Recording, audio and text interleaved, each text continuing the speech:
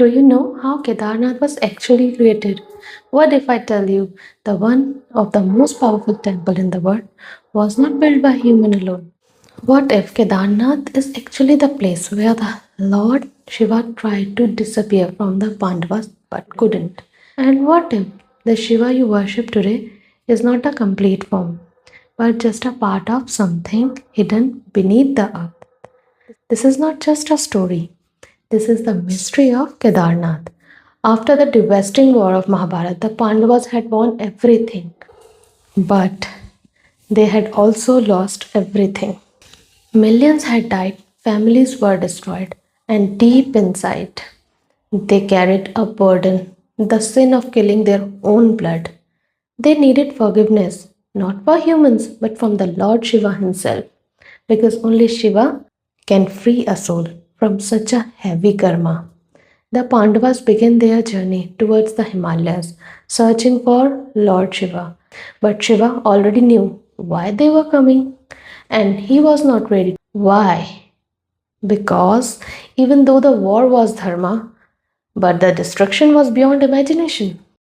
So instead of meeting them, Shiva decided to hide. Yes, he took the form of a bull, Nandi, and vanished deep into the mountains of Himalayas. The Pandavas reached the Himalayas, but Shiva was nowhere to be found. Days passed.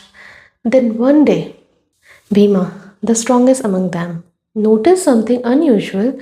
A bull, not like the others, it moved differently, it felt like divine. In the moment, Bhima understood this is not an ordinary bull. This is Lord Shiva himself. Without wasting a second, Bhima ran to catch him. He stretched himself across two mountains, creating a massive blockade. The bull tried to escape, but in that very moment, something impossible happened. The bull suddenly began to sink into the earth. Yes, Lord Shiva was disappearing into the ground.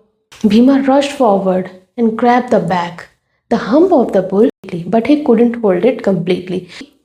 The rest of the body vanished beneath the earth, and what remained was just a part of Shiva.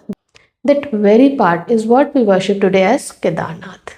At that moment, Lord Shiva appeared before the Pandavas, not as the bull, but in his divine form. He said, "You tried to find me, you tried to hold me, but can anyone truly capture Shiva?"